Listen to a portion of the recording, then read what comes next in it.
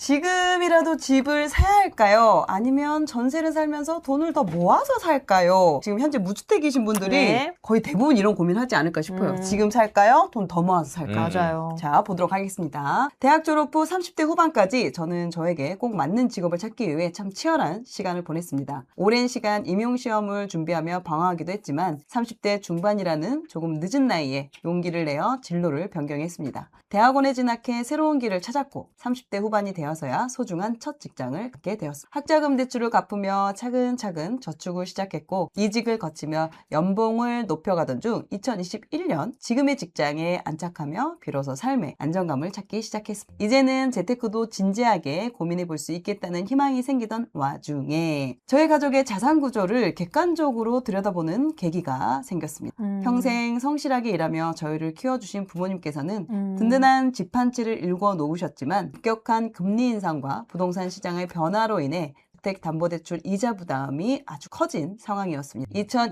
2022년 말을 다들 기억하실 거예요. 금리 인상으로 대출 이자는 급등을 하고 집값은 폭락했던 바로 그때예요. 퇴직을 앞두고 계셨던지라 아버지는 집을 팔고 빚을 정리하길 원하셨지만 시기를 놓쳐 집값은 더 떨어졌습니다. 어머니가 모아두신 2천만 원 외에는 부모님의 노후 자금이란 것이 사실상 집이 전부라는 걸 알게 됐을 때 성실하게 살아온 우리 부모님께 내가 어떤 도움이 될 수 있을까를 진지하게 고민하기 시작했죠. 무엇보다 아버지는 60대 후반에 건강이 안 좋아지셨음에도 불구하고 가족들을 위해 70대 초반까지 쉬지 않고 열심히 일해오신 존경스러운 분입니다. 그런 부모님이 은퇴 후에 겪는 경제적 어려움은 어떻게 말로 표현할 수가 없네요. 가족들과 방법을 찾던 중 일단은 제가 모아놓은 돈 4천만 원을 부모님께 빌려드리고 상황을 지켜보기로 했습니다. 올해는 부모님의 주거 환경을 더 효율적으로 조정해 빚을 정리하고 남은 자산과 주택연금 등을 활용해 두 분의 현금 흐름을 안정적으로 만드는 것을 낸 도리로 최우선 목표로 잡았습니다. 이 과정에서 저 또한 제 노후 대비와 자산 형성을 위해 독립을 하는 것이 현실적인 방향일 수 있겠다는 생각이 들어서 독립을 결정하였습니다. 피부로 겪은 삶의 경험을 통해 저는 돈을 버는 것만큼이나 관리하고 준비하는 삶이 얼마나 중요한지 깊이 실감을 했습니다. 돈을 많이 버는 것도 물론 중요하지만 이보다 더 중요한 건 돈을 관리하고 실제적으로 다가오는 예측 가능한 노후를 준비하는 재테크는 필수라는 것을요. 10년 후에는 돈 걱정 없이 제 일에 온전히 집중할 수 있는 삶을 살고 싶습니다. 작은 내 집 하나가 주는 평안함 속에서 안정적인 현금 흐름을 누리고 가족이 필요로 할 때 망설임 없이 손을 내밀 수 있는 여유를 갖고 싶습니다. 그리고 저 개인의 일식조와 의료비 그리고 소소한 취미생활을 영위하는데 지장이 없는 자산 규모를 갖추고 싶습니다. 네, 이렇게 보내주셨고요. 지금 이분의 가계부 한번 살펴보도록 하겠습니다. 지금 주식 그리고 예금 청약 합쳐서 1억 1천 거의 1억 2천 정도 있으시고요. 대출은 지금 학자금 대출이 있으셨는데 이제 다 갚으시고 대출은 지금 없어서 순수 자산으로 1억 2천 정도 지금 주고 계십니다. 월 소득은요 360만 원 정도 되시고요. 그리고 생활비 보험료에서 180만 원 정도 쓰시고 거의 절반 정도를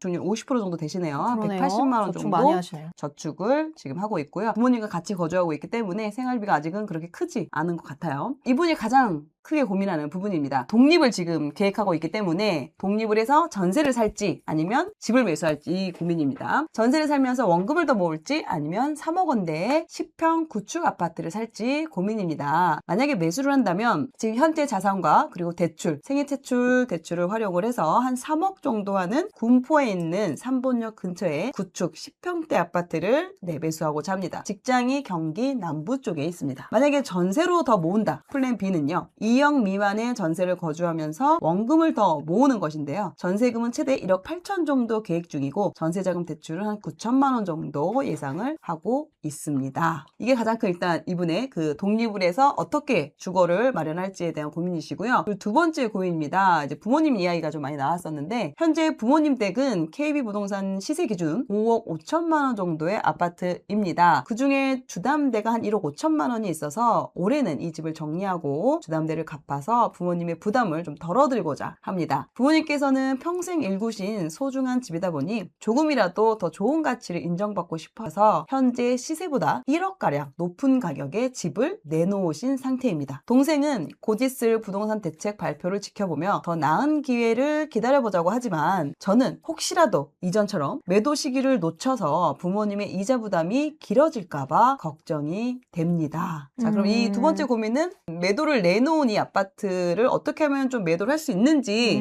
그 부분에 대한 좀 가이드라인을 받고 싶어 하시는 것 같습니다. 일단 첫째, 본인의 주거, 그리고 두 번째, 부모님의 집 처분 여부를 어떻게 해야 되는지 두 가지 고민을 저에게 보내주셨습니다. 통화를 한번 해볼까요? 바다님. 되게 알뜰하게 살아오셨네요. 네, 거의 맞아요. 순수 적금 뭐 이런 걸로만 거의 네. 1억 2천을 모으신 것보다. 네, 안녕하세요. 간략하게 자기소개 부탁드릴게요. 저는 40대 후반에 이제 뒤늦게 좀 독립을 준비하고 있는 혼자 사는 여성입니다. 네, 지금 아직은 싱글 미혼 여성이시네요. 네. 오늘 목소리가 정말 좋으시네요. 맞아요. 감사합니다. 댓글에서도 뭐 아나운서 같은 목소리다. 네. 그렇네요, 진짜. 이야기가 네. 나오고. 부모님하고 같이 살고 계시잖아요. 독립을 이제 네. 생각하시게 된 계기가 있으세요?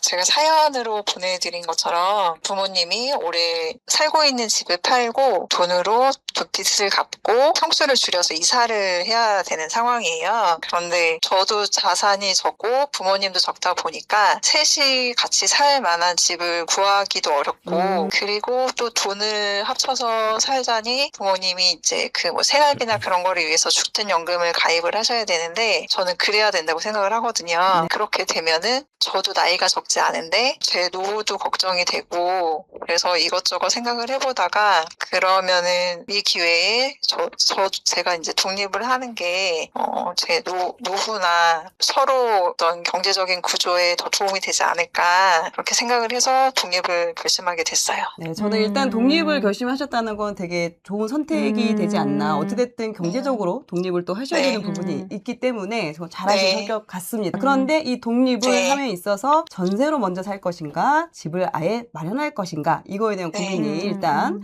해결이 돼야 되겠죠. 좋습니다. 제가 자모님이 또 열심히 준비를 하셨기 때문에 바로 네. 바꿔드리도록 할게요. 네, 바다님 반갑습니다. 자은바 네, 모은이고요. 부모님께서 이제 네. 1주택을 매수를 하시고 그 다음에 22년 말에 집값이 하락하면서 되게 어려움을 많이 겪으신 걸 옆에서 보셨을 것 같아요. 그럼에도 불구하고 좀 왜 집을 사기로 왜 마음을 먹고 고민을 주셨어요? 1, 2년은 전세를 살 수 있겠지만 언제까지 계속 전세를 옮겨 다닐 수도 없고 방송을 보면서 저도 조금 이제 공부를 했을 때 자산을 불리는 도움이 되지 않는 것 같아서 네 그래서 이왕이면은 좀 작더라도 네. 집을 사는 게 도움이 되지 않을까 그렇게 생각을 하게 됐어요. 지금 가지고 계시는 현금이 한 1억 네. 내외 정도 되시는 것 같은데 이거 모을 때까지 어느 정도 기간이 걸리셨어요? 한 8, 9년 8, 정도 9년. 네네. 근데 이거 8, 9년 사이에 1억 정도를 모을 때까지가 되게 네. 어떠셨어요? 제 기준에서는 굉장히 아끼면서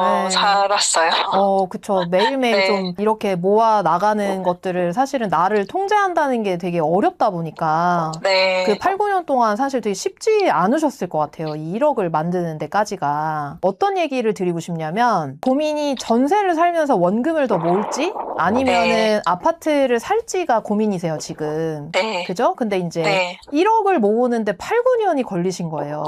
네. 네, 근데 이게 이제 매일매일이 사실은 쉽지 않았단 말이에요. 1억을 모아나가는 데 있어서. 내가 하루하루 열심히 모아나가도 화폐 가치가 떨어지는 속도를 따라잡을 수 없다라는 거를 어떻게 보면 온몸으로 느끼셨을 것 같아요. 맞아요. 네, 그러니까 저는 집을 사셔야 된다고 생각해요. 전세를 살면서 원금을 더 모을지가 고민되시는 건 추측하건데 이 집을 사도 괜찮을까? 집은 사긴 사야 되겠는데 내가 여기에다가 대출 일으켜가지고 이 군포 삼봉역 근처에 집을 사도 될까? 이게 고민이셔서 네. 좀 더 돈을 모아서 더 괜찮은 거를 살까? 지금 살까가 고민이신 것 같아요. 결론적으로는 매수하셔도 된다라고 생각이 들고요. 지금?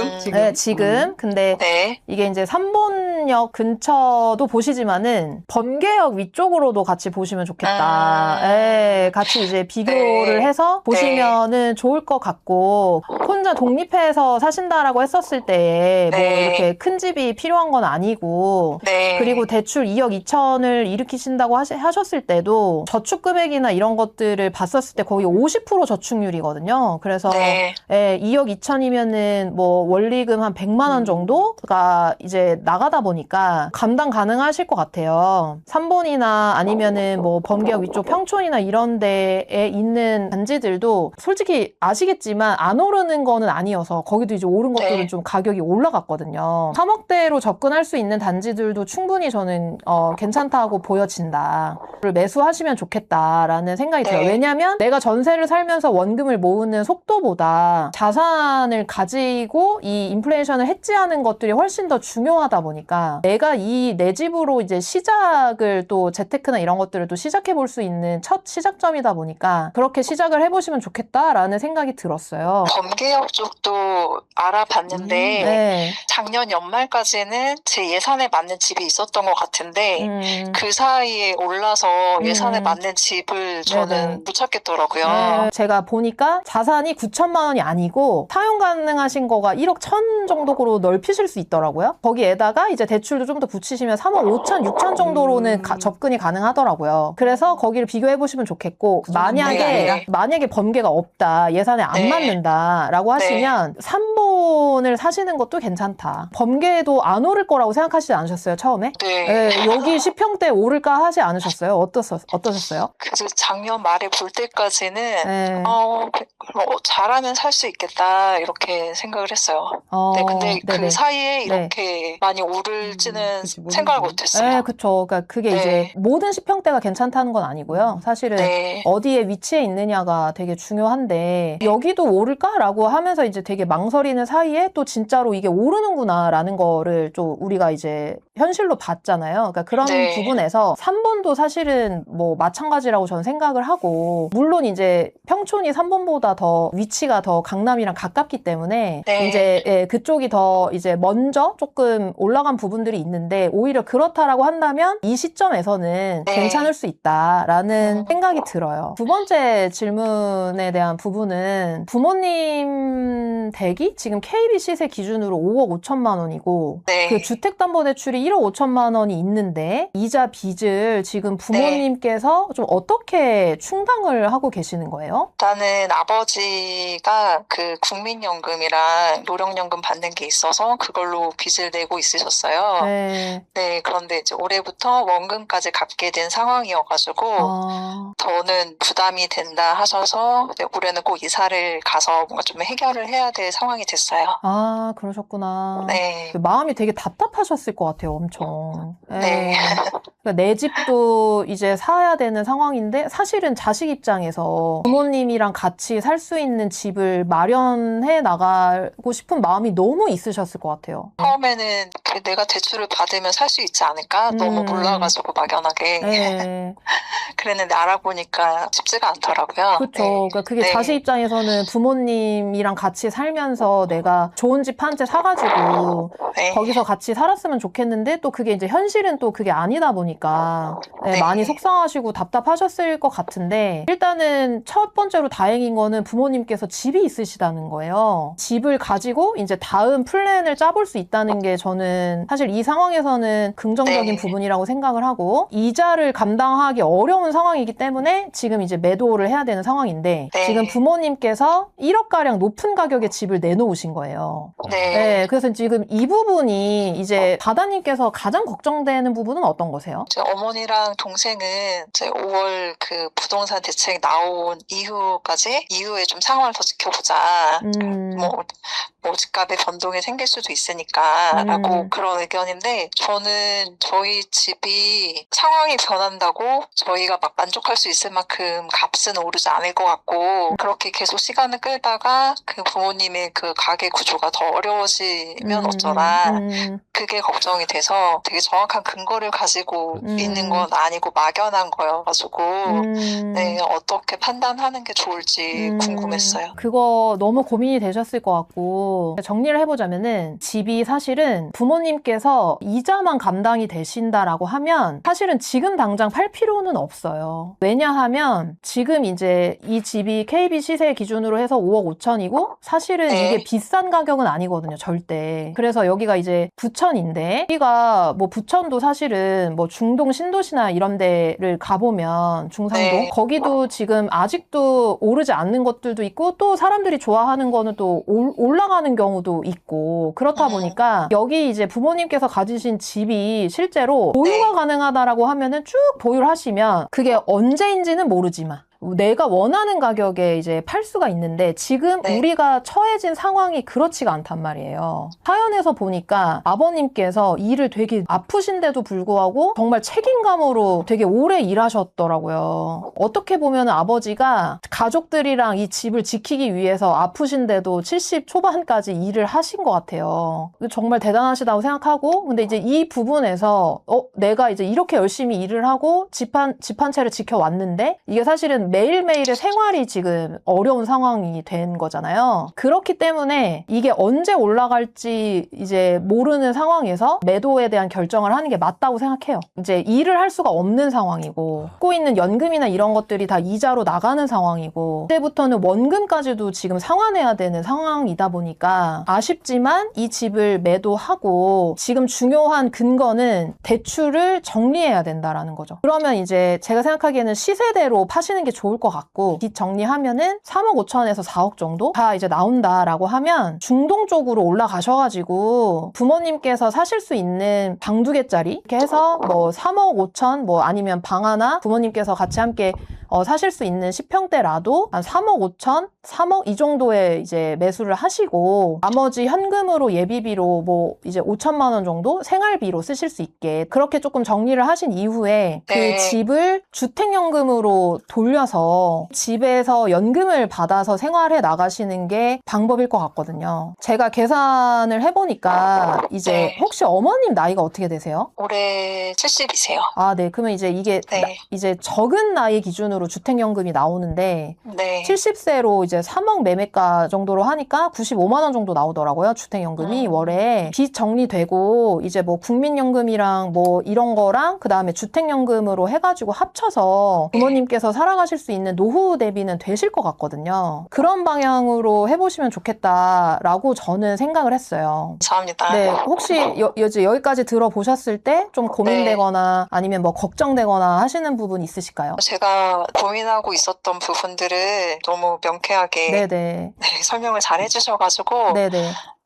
네, 좀 가닥이 많이 잡혀서 네. 도움이 정말 많이 됐습니다. 아, 다행입니다. 일단 좀 속이 상하긴 해요. 사실 잘 네. 가지고 가셔도 되는데 가장 중요한 건 부모님의 노후라고 전 생각을 하거든요. 그리고 바다님도 또 그렇게 생각하셨을 것 같아요. 자식으로서 부모님을 책임지고 싶다라는 마음으로 여기 사연 보내주신 것 같아요. 부모님을 책임지려는 그 마음도 너무 진짜 멋지다고 생각하고요. 감사합니다. 네. 그리고 이제 바다님 스스로의 인생도 사실은 내가 앞으로 어떻게 해나갈까에 대한 고민도 있으셨을 것 같아요. 근데 이제 네. 그런 부분들을 정리를 해 나가시면서 네. 앞으로를 바라보시는 거가 제가 네. 생각하기에는 터닝 포인트가 될 것 같거든요. 혹시 좀 이렇게 사연 보내시고 이렇게 또 네. 솔루션 받아보시니까 좀 어떠세요? 그 전화 받기까지도 굉장히 떨리고 걱정도 많이 되고 했었는데 네. 편안하게 설명을 제 입장에 맞게 제 상황에 맞게 설명을 너무 잘 해주셔가지고 제가 고민됐던 부분들이 분명하게 가닥을 잡을 수 있게 그렇게 돼서 너무 정말 감사드리고요. 그 월급쟁이 부자들이 진심으로 이렇게 사람들을 이렇게 눈물 도와주고 나려고 싶어 하는구나. 그 마음이 너무 잘 느껴졌어요. 네. 너무 감사합니다. 너무 감사해요. 이런 얘기 너무 감사합니다. 오랜만에 듣네요. 아, 너무 감사해요. 나도 눈물 날 것 같네. 네, 그 혹시 마지막으로 네. 어머니, 아버님한테 해드리고 싶은 얘기 있으세요? 건강하고 네. 마음 편하게 지내셨으면 좋겠어요. 그 마음 전달될 거고요. 바다님 스스로한테 얘기해주고 싶은 얘기 있으세요? 잘하고 있다. 아, 바다님 절대 혼자 아니고 지금 가족분들이랑 더 잘 살기 위해서 애써 나가시는 거 너무너무 잘하고 계신 거예요. 그래서 감사합니다. 앞으로도 잘 될 겁니다. 힘내시고요. 집 마련도 잘 마무리 잘 해보시면 자꾸 마무리하라고 하네. 잘 해보시면 좋겠습니다. 네, 감사합니다. 감사합니다. 되게 여러 가지 생각이 들고 뭐 전화로 직접 말씀드릴까 하다가 시청자분들한테 공통적으로 말씀드릴 수 있는 부분인 거 제가 들으면서 느꼈던 거를 좀 드리면 저희 방송이 아까 좀 전에 제가 댓글 보면서 굉장히 공감이 많이 했는데 올라가면 조현님께서 요즘 시대 젊은 사람들 사다리가 없다 하는데 이런 양질의 정보를 유튜브나 접할 수 있는 게 축복인 부분이 이렇게 생각하셨으면 해주셨는데 저는 요즘 그런 생각이 많이 들어요. 원래 우리가 이제 우리나라도 못 살다 잘 살아졌잖아요. 생활 수준이 높아지면 옛날에는 귀한 것들이 당연해지는 것처럼 유튜브를 비롯해서 여러 가지 SNS나 매체들이 발달을 하고 사람들이 접할 수 있는 정보의 수준과 양이 높아지고 많아지면서 사람들한테 어떤 게 진짜 가치일까 생각을 해보는 것 같아요. 저희가 이런 얘기를 이런 말씀을 자모님도 그렇고 저도 그렇고 호크님도 그렇고 전해드릴 때 저희는 진짜로 이 내용들이 여러분들의 인생에서 쓰임새가 있었으면 좋겠다는 생각을 갖게 되는 거. 여러분들도 이 영상을 한번 보고 아 오케이 잘 봤다 하고 그냥 나가서 예전에 살던 거랑 똑같이 살면 인생의 변화가 없을 거 아니에요. 저희는 여러분들의 인생에서 부동산이나 뭐 내 집 마련이나 기로나 길목에 서 있을 때 저희가 말씀드리는 것들이 하나의 힌트가 됐으면 좋겠다는 생각을 갖고 방송을 하고 있다는 말씀을 드리고 싶어요. 제가 세 가지를 느꼈는데 첫 번째는 시장을 얼마나 이해하고 있느냐가 되게 중요한 것 같아요. 왜냐면 지금 어머니랑 동생분은 5월 9일이 지나면은 집값이 올라갈 수도 있으니까 그때 팔고 싶어 그거고 우리 사연자분은 아 그런 거 말고 지금 당장 지금 우리가 쪼들리는데 이거를 빨리 매도를 해야 되지 않냐 이런 건데 사실 이게 어려운 이유는 뭐냐면 내가 부동산 시장을 읽을 줄을 몰라서 그렇거든요. 제가 평소에 최근에 이제 다른 콘텐츠에서 말씀드리는데 중심부는 오르는데 외곽 지역이 올라가는 그런 상황이구나. 그러니까 이런 거를 내가 보고 읽을 줄 알면 이 집의 매도 시점 같은 거를 본인이 좀 더 판단을 해볼 수 있겠죠. 사실 마음 같아서는 조금 기다렸다 파셔도 될 것 같아요. 근데 그럼에도 불구하고 여기서 두 번째로 넘어가는데 근데 왜 그걸 못하냐 왜 답변을 지금 정리하는 게 맞다고 얘기를 하냐 그건 뭐냐면 안정된 소득 구조 확보가 안 되니까 내가 쫓기는 거예요 상황에. 그러니까 여러분들이 지금 이 사연을 통해서 여러분들 각자의 인생에 잘 접목시키셨으면 좋겠는 게 여러분들이 재테크를 하고 집을 사고 뭘 사고 그것도 중요하지만 기본적으로 여러분들이 확보하는 소득 구조나 현금 흐름이 바탕이 안 되면 여러분들이 그런 시장 상황을 이해하고 있다고 하더라도 상황에 쫓겨서 내가 내 집을 더 올라갈 수도 있는데 그걸 팔아버릴 수도 있다는 거예요. 그러니까 이런 교훈들을 여러분들이 얻으셨으면 좋겠고요. 그리고 마지막으로 내 집 마련이 이렇게 중요한 겁니다. 그러니까 무슨 얘기냐면 우리 사연자분이 얘기해 주신 집이 5억 5천인데 그러니까 24평 34평이 아니에요. 큰 평수인데 5억 5천인 거예요. 물론 5억 5천은 작은 돈이 아니죠. 이 집을 우리 70대 부모님께서 10년 20년 전에 사셨는데 이 집을 사서 내가 재테크나 내 집 마련에 관심을 가진 상태에서 조금 더 갈아타기나 이런 것들을 적극적으로 하셨다면 지금 가지고 있는 자산의 크기가 많이 달라지지 않았을까라는 생각이 들어요. 그리고 그게 이렇게 노후에 크게 영향을 줄 수 있다는 거를 여러분들이 한번 이 사례를 통해서 반면교사 해보시면 좋을 것 같고 언제 사는 것도 중요하지만 그래서 어디에 사는 게 중요하고 그리고 결국에는 내가 어디로 가는 게 가장 중요한 겁니다. 그런 부분들이 있다는 걸 여러분들이 알아두시고 여러분들이 내 집 마련 하시는 과정에서 저희 월급쟁이 부자들이 저희가 경험한 것들을 나눠드리고 싶어서 이걸 하고 있으니까 많이 시청해 주시고 저희 라이브나 이럴 때도 많이 와주시면 좋겠습니다. 좋습니다. 네, 또 사연 신청하실 분들 저희 월브닷컴 커뮤니티에 구해줘월부 사연 꼭 신청하고요. 저희는 항상 열려 있습니다. 네, 그래서 여러분들 본인의 그런 재정 상황 그리고 삶을 한번 돌아보시는 그런 계기가 될 수도 있기도 하고요. 그러면서 또 앞으로 어떻게 살아가야 될지 방향성을 잡을 수 있을 거라고 생각이 듭니다. 오늘도 긴 시간 함께 해주신 여러분들 너무너무 감사드리고요.